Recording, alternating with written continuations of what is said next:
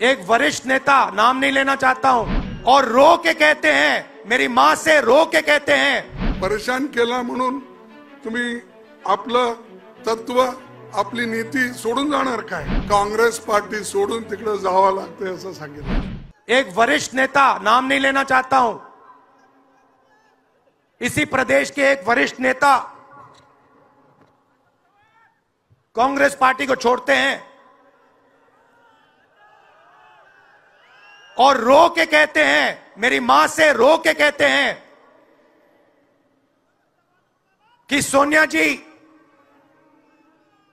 मुझे शर्म आ रही है, मेरे में इन लोगों से, इस शक्ति से लड़ने की हिम्मत नहीं है, मैं जेल नहीं जाना चाहता हूं। और ये एक नहीं है, ऐसे हजारों लोग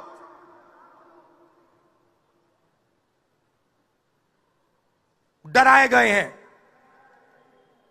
क्या आप सोचते हो शिवसेना के लोग, एनसी के लोग ऐसे ही चले गए? नहीं, जिस शक्ति की मैं बात कर रहा हूं, उन्होंने उनका गला पकड़कर उनको बीजेपी की ओर किया है। एक व्यक्ती ज्याच्याबद्दल तुम्ही फार आदरने बघत होता आणि त्यांच्याबद्दल तुम्हाला गर्व होता, असा माणूस सोनिया गांधी जवळ गेला, जाऊन सांगितला की मला फार पुरं झालेलं आहे आता आणि हे बीजेपीचे लोक मला फाशीवर टांगणार आहेत, म्हणून मी काँग्रेस पार्टी सोडून तिकडे जावं लागते असं सांगितलं ते। लेकिन ते आणि त्याच्या पूर्वी माझ्याकडे आले, त्याच्या पूर्वीच ते मला भेटल्यानंतर नाही मला फार बीजेपीने तंग केलंय। काय तंग केलंय? नाही मला रोज ईडी, इन्कम टॅक्स हे लोक आणि दुसरे केसांमध्ये मला टाकून मला फार परेशान केलेलं आहे। अरे तुम्ही लढायचं आहे, परेशान केला म्हणून तुम्ही आपलं तत्व आपली नीती सोडून जाणार काय?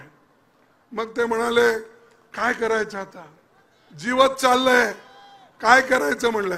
अरे जीव जाताय म्हणून तुम्ही तत्व सोडता, जीव जाताय म्हणून घर सोडता, जीव जाताय म्हणून पार्टी सोडता, जीव जाताय म्हणून देश सोडता, लढत नाही का देशासाठी, पक्षासाठी?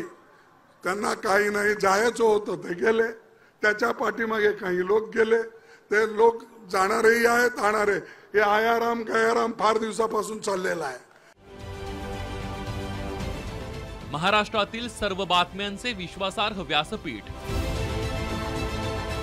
सकाळच्या सर्व सोशल मीडिया प्लॅटफॉर्मला लाईक, फॉलो आणि सबस्क्राईब करा। तसंच सर्व नोटिफिकेशनसाठी बेल आयकॉन प्रेस करायला विसरू नका।